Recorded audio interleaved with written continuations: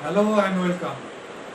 तो चलिए दोस्तों, आज हम एक नया क्लास शुरू करते हैं जिसका आपका थंबनेल में वो 3A करके आ रहा है।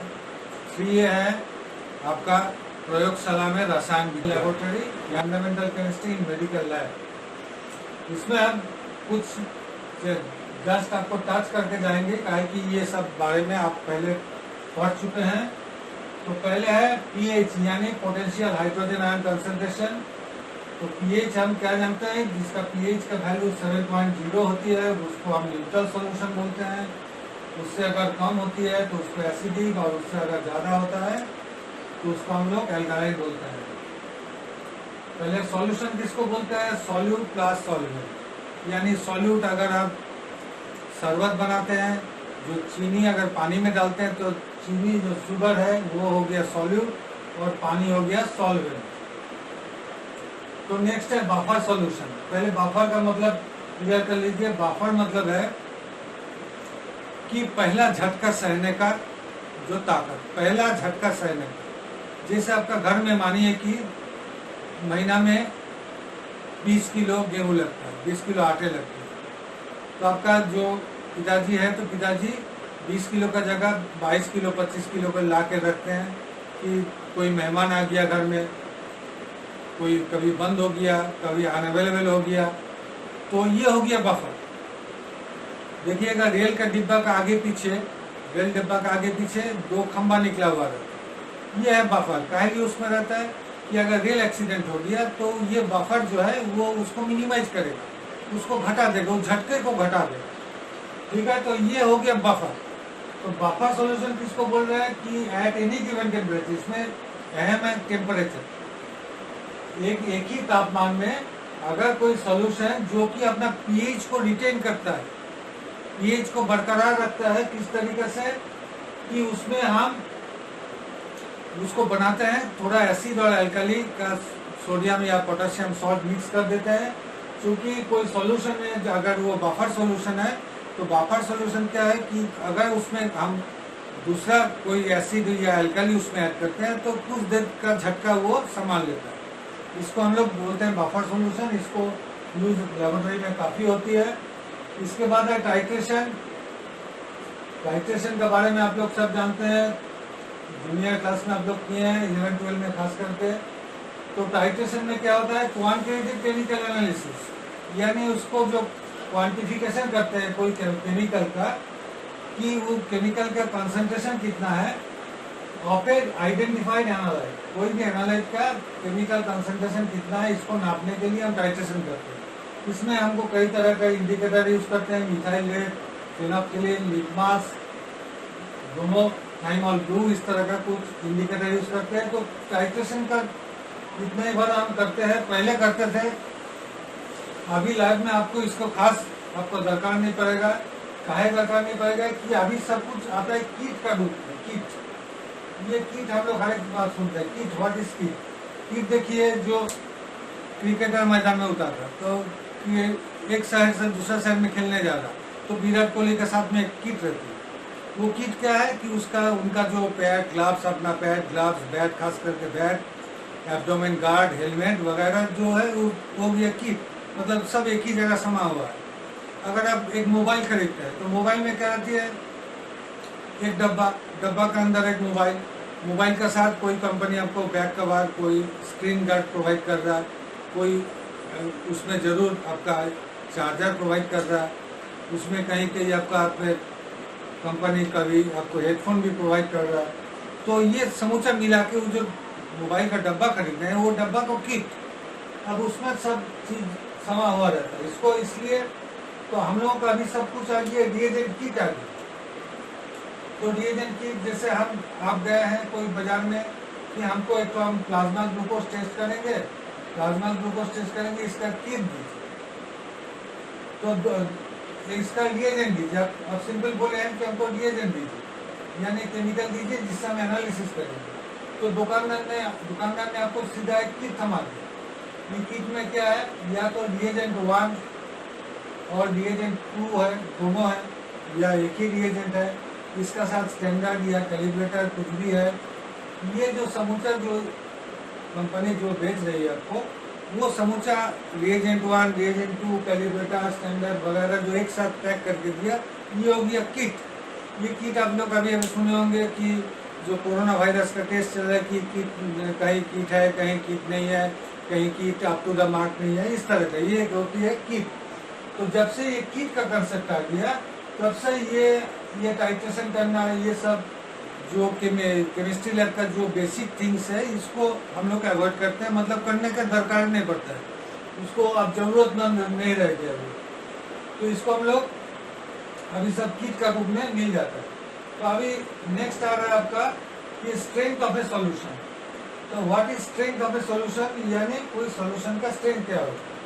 तो इसको हम लोग कुछ हिस्से में बांट लिए। पहले हम की है percent solution, part solution, molar solution, normal solution, ये मेनली ये 4 हिस्सा है।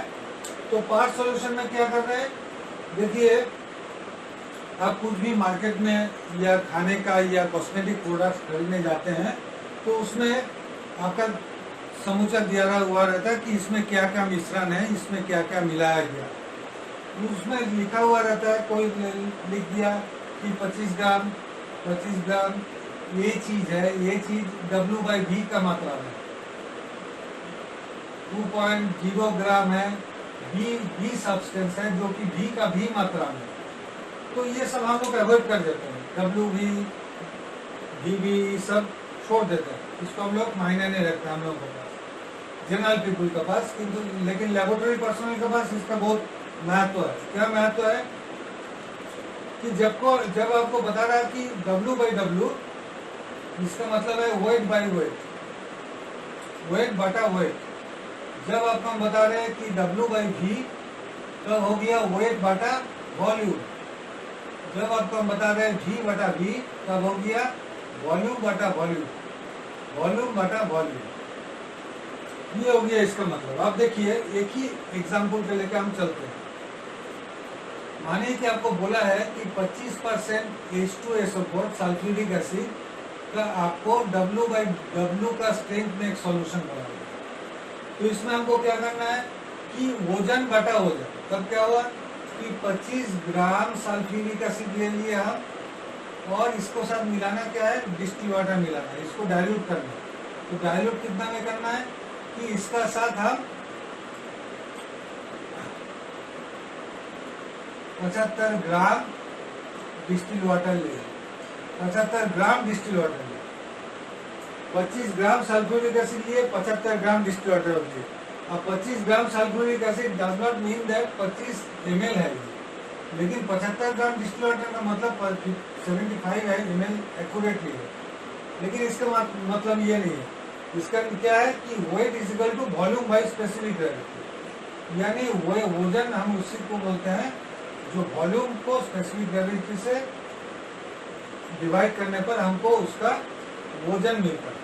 तो 75 ग्राम सल्फ्यूरिक एसिड हम 25 ग्राम सल्फ्यूरिक एसिड 75 ग्राम डिस्टिल वाटर हम मिला दिए, तब हमको मिला 25% सल्फ्यूरिक एसिड W/W। नेक्स्ट आपको बोला कि 25% सल्फ्यूरिक एसिड बनाइए, और इसका क्या होगा, W/V होगा। तब क्या करना है, 25 gram sulphuric acid plus distilled water up to 100 ml। ये अक्सर ज्यादातर आदमी गलती करता है, वो लोग क्या करते हैं 25 ग्राम सल्फ्यूरिक एसिड का साथ सीधा 100 ml डिस्टिल वाटर मिला देता है। दिस इज रॉन्ग, ये गलत है। 100 ml नहीं, आप 200 ml डिस्टिल वाटर मिलाना, इसको गौर कीजिए। नेक्स्ट है, एक ही चीज आपको बता रहे हैं हम कि 25% सल्फ्यूरिक एसिड आपको बनाना है, 25% सल्फ्यूरिक एसिड बनाना है V/V। तब क्या हुआ, 25 ml sulphuric acid plus distil water up to 100 ml, इसमें हमको बनेगा वॉल्यूम बटा वॉल्यूम। तो एक ही चीज देके आप समझ सकते हैं कि ये परसेंट जो सॉल्यूशन है इसका W/W, W/V, V/V का मतलब क्या है।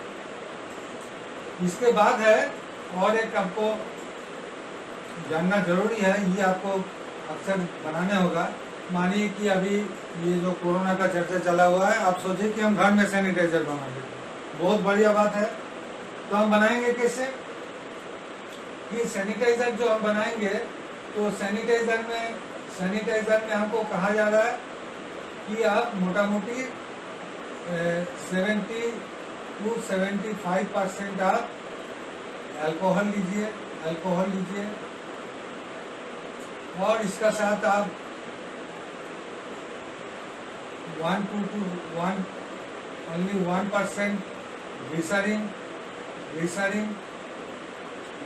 और इसका साथ और कुछ नहीं, इसका साथ आप फ्रेगनेंस यानी कुछ आप ऐड कर सकते हैं जिससे आपको सुगंध मिले।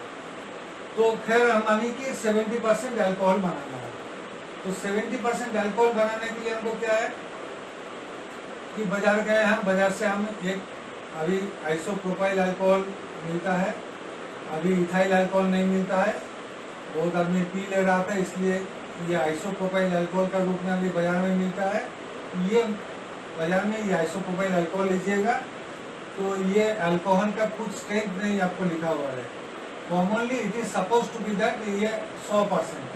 तो दुनिया में कोई चीज नहीं है कि 100% में बनती है। तो ये 99.5 to 99.8% रहती है।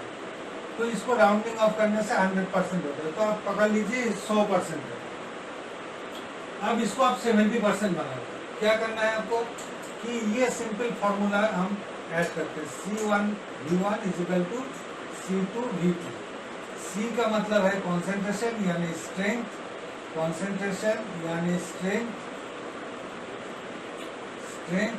और साथ में V का मतलब है वॉल्यूम। अब C1V1 यानी 1 और 2 में क्या अंतर है?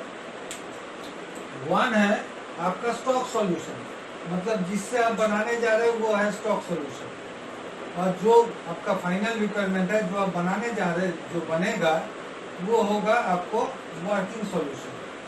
जैसे कि आप एक तो स्टॉक सॉल्यूशन और वर्किंग सॉल्यूशन। तो स्टॉक सॉल्यूशन को हमको वर्किंग सॉल्यूशन में कन्वर्ट करना है। तो हमको मतलब हमको अब स्टॉक सॉल्यूशन का कितना वॉल्यूम लेना है, यानी इससे जो फॉर्मूला निकलेगी वो है C2V2 बटा C1V1, सॉरी C1। तो C1 है स्टॉक सॉल्यूशन, ये नहीं जो ये वाला आप खरीद के लाए हैं बाजार से, आइसोप्रोपाइल अल्कोहल 100%। तो इसका स्ट्रेंथ पता है मुझे। C2 का बनाना है वर्किंग, मुझे पता है कि इसको हमको 70% बनाना है। अब मुझे कितना बनाना है, V2 कितना बनाना है? हम अब मान लीजिए कि आपको बनाना है 500 है, ठीक है। ये होगी आपका V2 का मान। फिर C1 का मान कितना है? 100%, और C2 का मान है जिसको आपको बनाना है कि 70%। तो कैसे बनेंगे हम? ये सिंपल सा फॉर्मूला में आप ऐड कर दीजिए।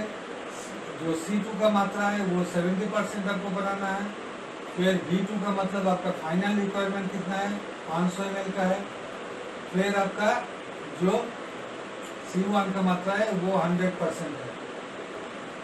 अभी आपको सिंपल करना है, यूनिट के बारे में बहुत प्रोसेस रहिएगा। पहले परसेंट कर दिया, फिर इसका 2 जीरो, इसको 2 जीरो कर दिया, तो हुआ क्या? 350 ml, यानी V1 को तो पता चल गया हमको, स्टॉक सॉल्यूशन 350 ml है। अब सॉल्वेंट यानी जो पानी हम मिलाने जा रहे थे, सॉल्वेंट यानी सॉल्वेंट कौन था? पानी से हम घोल रहे थे, तो डिस्टिल वाटर था सॉल्वेंट। तो सॉल्वेंट का मतलब क्या है कि V2 माइनस V1। V2 का मान कितना है? कितना बनाना है आपको? 500 ml बनाना है, 500 ml बनाना है। और V1 कितना लेना है? 350 ml। तो डिस्टिल वाटर कितना लेना है? 150 ml। यानी अभी आप क्या किए कि सीधा 350 ml आइसोप्रोपाइल अल्कोहल IPA जो आप बाजार से खरीदे उसको 350 ml ले लीजिए, और इसका साथ जो डिस्टिल वाटर है इसको आप 150 ml ऐड कर दीजिए। ये आपका बन गया 70% आइसोप्रोपाइल अल्कोहल सॉल्यूशन। इसी तरह आप कोई भी चीज का आप निकाल सकते हैं। आप घर में कोशिश कीजिएगा, नहीं तो आप आगे हमसे संपर्क कीजिएगा, हम जरूर बता देंगे। इसके बाद आपका है पार्ट डाइल्यूशन। पार्ट डाइल्यूशन में हम उसको 3 हिस्सा में बांटेंगे। ये डाइल्यूशन फैक्टर जो है, डाइल्यूशन फैक्टर और डाइल्यूशन रेशियो, ये दोनों एक ही चीज है, लेकिन थोड़ा सा समझाने के लिए हम उसको अलग किए हैं कि डाइल्यूशन फैक्टर में क्या बता रहा है, 1:1:n+1। 1:n+1 क्या हुआ, मानिए कि हम कोई चीज को बता रहे हैं कि 1:20 रेशियो में, 1:20 रेशियो में बनाना है। तो 1:20 रेशियो में बनाना है, तो आप क्या कीजिएगा, इसका मतलब आपके पास पहले क्या होगा, 1/21 और 20/21, यानी टोटल वॉल्यूम जो बनेगी वो 21 बनेगी, जिसमें एक हिस्सा होगा R1 का और 20 हिस्सा होगा R2 का, मतलब रिएजेंट 2 का हिस्सा होगा 20। लेकिन यहाँ थोड़ा इसका मतलब दूसरा है। डाइल्यूशन फैक्टर में हम लोग इसको कर लेते हैं इसी तरह कि इसको सही मात्रा में बोलिएगा, सही ढंग से बोलिएगा, तो इसको 1:19 कहना चाहिए। तो लेकिन यहाँ कहा जा रहा है 1:20। अब इसको अगर मैथमेटिकली आप सोचिएगा कि हम करेक्ट रहेंगे, तो मैथमेटिकली क्या है, ये आप ऐसे बोलिए कि 1:20, तब आप मैथमेटिकली वही करेक्ट हुए। काहे कि आप परीक्षा का जो कॉपी है, परीक्षा का कॉपी में आपका किताब में लिखा है 1:20, आप लिख रहे हैं 1:19, तो काट देगा एग्जामिनर। तो बल्कि इसको आप एथिकली करेक्ट रहिए, अपना मन से करेक्ट रहिए कि 1:20, इसका मतलब भी सेम है। तो जैसे कि इसका हम लोग कॉमन जो यूज करते हैं वो ब्लड सेल काउंट में करते हैं। ब्लड सेल का जब काउंट होता है तब उसमें आपको कहा जाता है कि 1 हिस्सा जो है ब्लड लीजिए और इसका 20 यानी इसका डाइल्यूटिंग फ्लूइड लीजिए, जिसका डाइल्यूट कीजिए। Diluting fluid 20 1:20। लेकिन देखिए प्रैक्टिकल में हम क्या करते हैं, हम ब्लड को ले रहे हैं 20 माइक्रोलीटर और इसको ले रहे हैं 380 माइक्रोलीटर। क्या हुआ कि ये जो इसका अगर रेशियो निकालिएगा तो क्या आएगा कि एक मात्रा का वैल्यू अगर 20 है तो 19 मात्रा का ही ना वैल्यू, 19 मात्रा का वैल्यू तब 380 है, यानी 1:19 है। लेकिन हम तो लिख रहे हैं कि 1:20, लेकिन इसे ऐसे ही होगा। तो इसी को मान के चलिए कि हमको 20 का साथ 380 लेना है। अगर इसको बोलता है कि आपको 1:200 बनाइए, लेकिन ब्लड आप 20, ब्लड इसको 20 लेने पड़ता है, 20 लीजिएगा, तो इसका मात्रा कितना होगा, तब 3980 माइक्रोलीटर, यानी ये क्या हो गया था 1:199, ये हो गया मात्रा। यानी दोनों को जोड़िएगा n+1, इसको हम लिख रहे हैं 200, ठीक है। इसी को बोल रहे हैं हम डाइल्यूशन फैक्टर। अब डाइल्यूशन रेशियो देखिए, एक ही चीज, एक ही लेबोरेटरी में आप काम कर रहे हैं, लेकिन तरह तरह का आपको फिगर कंफ्यूजन करने वाली बात आ जाती है कि आप जब एक तो बाजार से किट खरीदे हैं, ये जब किट आप खरीदे हैं तो आपको बता दिया, उसका साथ एक आपको लिटरेचर मिलेगी कि कैसे कैसे उसका स्टेप है, किसके बाद किसको मिलाना है, कब ब्लड देना है वगैरह सब मिल जाएगा। तो इसमें क्या है कि आपको बता दिया कि R1 का 8 हिस्सा लीजिए, 8 पार्ट, और R2 का आप 2 पार्ट लीजिए, यानी 2 हिस्से। तो इसमें हम कैसे निकालेंगे कि इसका कॉमन है कि हम लेबोरेटरी में जब टेस्ट करेंगे तब मेरा मिनिमम रिक्वायरमेंट है, 1 ml, दैट इज 1000 माइक्रोलीटर। अब 1000 माइक्रोलीटर हो गया इसका फाइनल रिक्वायरमेंट। अब ये दोनों मिला दीजिएगा तो कितना पार्ट होती है, इसका पार्ट हो गया 10 पार्ट, 10 पार्ट। तब 10 पार्ट का वैल्यू, 10 पार्ट का वैल्यू अगर 1000 माइक्रोलीटर है, तब एक पार्ट का वैल्यू कितना है, 100 माइक्रोलीटर। अब R2 आपको कितना लेने बोला है कंपनी, R2 आपको गाइडलाइन दिया कि 2 पार्ट, यानी इसका दुगना, यानी 200 माइक्रोलीटर।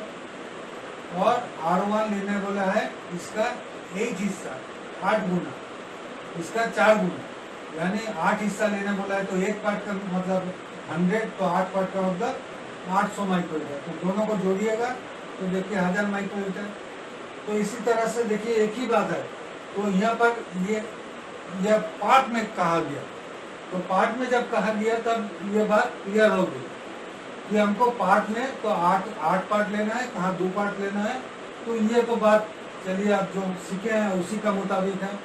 8 मतलब 8 पार्ट इस टू 2 पार्ट आप कीजिएगा तो क्या आता है, पार्ट कट गया, ये कट गया तो 4 आया, तो 4:1 का रेशियो से लेना। यहाँ पर जो रेशियो का है जो आप पढ़े हैं इतना दिन, जो जाने हैं 4:1, इसमें कोई दो मत नहीं है, लेकिन इसमें थोड़ा डाइल्यूशन फैक्टर में कहीं थोड़ा कंफ्यूजन वाली बात आ जाती है। नेक्स्ट जो है आपका देखिए सीरियल यानी 2-फोल्ड डाइल्यूशन यानी double fold dilution. Serial dilution, 2-फोल्ड डाइल्यूशन, डबल डाइल्यूशन, एक ही नाम का तरह से कहा जाता है। इसको आपको जो करने बोलता है कि यहाँ पर फिर वो ये वाला पार्ट आ जाएगा 1:2। आपको जो करने बोल रहा है क्या है, 1:2, 1:4, 1:8, 1:16, इस हिसाब से आपको बनाने बोल रहा है। अब एक ही चीज का 1:2, 1:4, 1:8 इसको हम डबल फोल्ड से कैसे बनाएंगे। तो इसके लिए सबसे पहले हम क्या किए ना, चार के लिए 4 टेस्ट ट्यूब ले लिए, 4 के लिए 4 टेस्ट ट्यूब ले लिए, जो कि 1 number test tube, 2 number test tube और 1, 2, 3, 4 टेस्ट ट्यूब ले लिए। ये 4 टेस्ट ट्यूब में हम क्या किए कि जो जिससे भी हम डाइल्यूट करेंगे, जो भी मेरा डाइल्यूएंट होगा यानी सॉल्वेंट होगा, तो सॉल्वेंट को हमको सब जगह एक ही लेवल पर लेना है। सॉल्वेंट को हम ले लेते हैं, मानिए कि हम सॉल्वेंट को ले लेते हैं 200 माइक्रोलीटर, 200 माइक्रोलीटर। तो 200 माइक्रोलीटर जब लेंगे तो सभी में हम 200 माइक्रोलीटर सॉल्वेंट लेंगे। ये सॉल्वेंट आपका कुछ भी हो सकता है, जो कॉमनली हम लोगों का डाइल्यूशन मेथड है उसमें हम लोग या तो सॉल्वेंट डिस्टिल वाटर लेते हैं या नॉर्मल सलाइन लेते हैं, NS, जिसको हम डाइल्यूएंट यानी सॉल्वेंट बोलते हैं। डाइल्यूएंट और सॉल्वेंट इसको हम लेते हैं। अब मानिए कि आपको बोला कि सीरम का डाइल्यूशन कीजिए, तो सीरम का डाइल्यूशन करना है तो क्या करना है कि आपको प्राप्त करना है 1:2। तो इसका साथ जितना लिया है उतना ही दे दीजिए। कितना लिया है कि 200 लिया है तो 200 सीरम या तो जिसको डाइल्यूशन करना है उसको दे दिए। जब 200 दे दिए तब इसका क्या हुआ, इसका तब 1 नंबर का हो गया 200 माइक्रोलीटर, इसको 200 माइक्रोलीटर कट दिया तो क्या हुआ 1:1 नहीं। फिर यहाँ वही पुराना हिसाब आ गया। इसको हम कह रहे हैं जी 1:2 बोल रहे हैं, यानी 1:2 बता रहे, 1:2 बता रहे। फिर आगे क्या करना है हमको कि ये 200 माइक्रोलीटर, ये 200 माइक्रोलीटर, इसका जो मिक्सचर है, इसका मिक्सचर से सेम वॉल्यूम 200 माइक्रोलीटर यहाँ हम शिफ्ट कर देंगे। इससे उठा के इसमें डाल दिए। फिर इसमें जो सॉल्यूशन बना ये तब क्या हो गया, इसका हाफ हो गया, तो ये हो गया 1:4। फिर क्या किया, ये मिक्सचर से उठा के यहाँ 200 माइक्रोलीटर फिर डाल दिए, तो ये क्या हो गया, ये हो गया 1:8। और फिर ये जो मिक्सचर बना यहाँ से उठा के यहाँ भी 200 और डाल दिए, तब ये हो गया 1:16। ये हो गया आपका 2-फोल्ड डाइल्यूशन। 2-फोल्ड डाइल्यूशन का और एक जो मेथड है उसमें आपको बता रहा है कि इसको आप 1:20, 1:40, 1:80, 1:160। तब हमको क्या करना है, तब हमको करना है क्या कि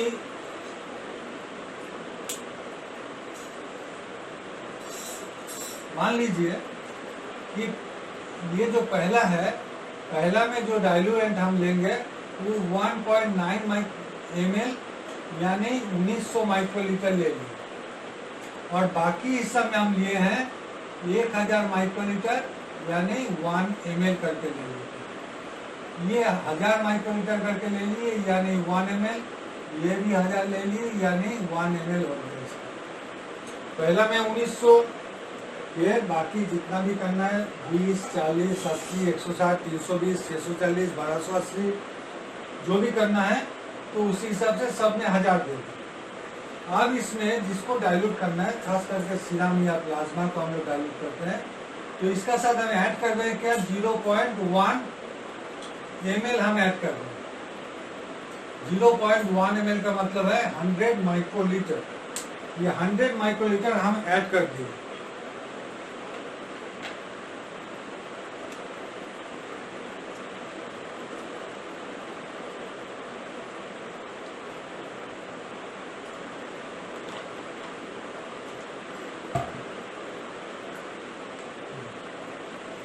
जब हम 100 माइक्रोलीटर ऐड कर दिए तो इसका फाइनल वॉल्यूम क्या हो गया कि वही हिस्सा 1:n+1, यानी इसमें हम 100 लिए थे, इसमें हो गया 100 + 1900, यानी 100:2000, यानी 1:20।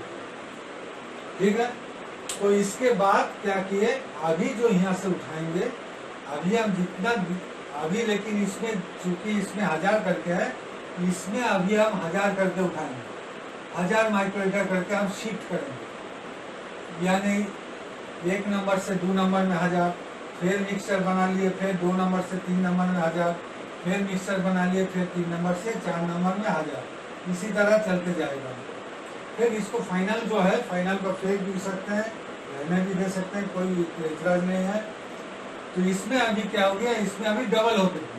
तो ये चूंकि था 1:20, अभी ये बन गया 1:40, ये बन गई 1:80 और ये 1:160। इसको बोलते हैं हम लोग सीरियल डाइल्यूशन, यानी 2 पार्ट डाइल्यूशन, यानी डबल फोल्ड डाइल्यूशन। अभी क्या है कि मोलर सॉल्यूशन। मोलर सॉल्यूशन क्या है कि 1 ग्राम मॉलिक्यूलर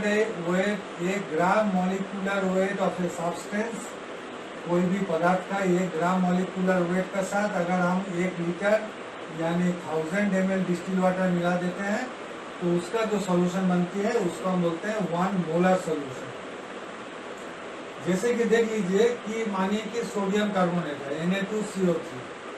Na2CO3 का क्या है 23 × 2 + 12 + 16 × 3, यानी 106, यानी 106 ग्राम Na2CO3 अगर हम 1 लीटर पानी में मिला देते हैं तो उसका स्ट्रेंथ क्या बन जाती है, उसका स्ट्रेंथ हो जाती है 1 मोलर सॉल्यूशन ऑफ Na2CO3। अब इसको अगर कोई बोलता है कि आप देसी नॉर्मल बनाइए, यानी 1/10, जिसको हम देसी बोलते हैं, तो क्या करना होगा कि इसको 106 था तो इसको 10 से भागा मार कर देने से क्या होगा कि 10.6 ग्राम Na2CO3 आपको मिला देना होगा।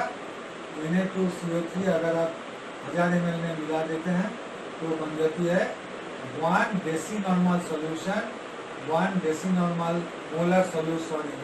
Molar solution of Na2CO3।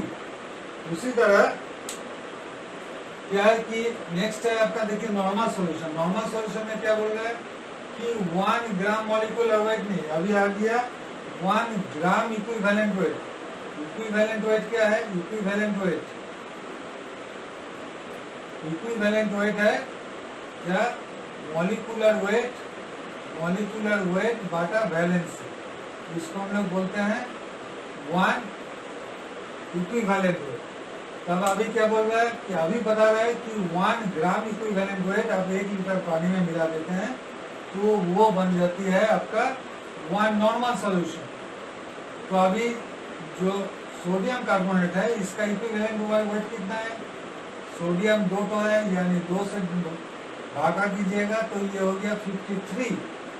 तब क्या हो गया कि 53 ग्राम Na2CO3 अगर आप 1 लीटर में पानी में मिला देते हैं तो ये बन जाता है 1 नॉर्मल सोडियम कार्बोनेट का सॉल्यूशन। अगर इसमें कोई बोलता है कि वो देसी नॉर्मल बना दीजिए तो इसको फिर क्या करता है, इसको फिर हम 10 से भागा करते हैं तो 5.3 ग्राम सोडियम कार्बोनेट 1000 ml पानी में मिला देते हैं, तो ये बन जाती है 1/10 यानी देसी normal solution of sodium carbonate. तो दोस्तों आज के लिए इतना ही। मेरा नेक्स्ट क्लास जो आएगा वो आपका थंबनेल में शो करेगा 4A का रूप से, जिसमें आपको हम बताएंगे कि लेबोरेटरी में प्रयोगशाला में आचार विधि क्या है, उसमें आचरण क्या होगी, उसका उपकरण क्या है, यानी अपैरेटस एंड इक्विपमेंट का बारे में हम बताएंगे। तो आप लोग ज़रूर बेल आइकन को क्लिक कीजिएगा, शेयर कीजिएगा, लाइक कीजिएगा और सब्सक्राइब करने मत भूलिएगा। तो आज के लिए इतना ही। Thank you.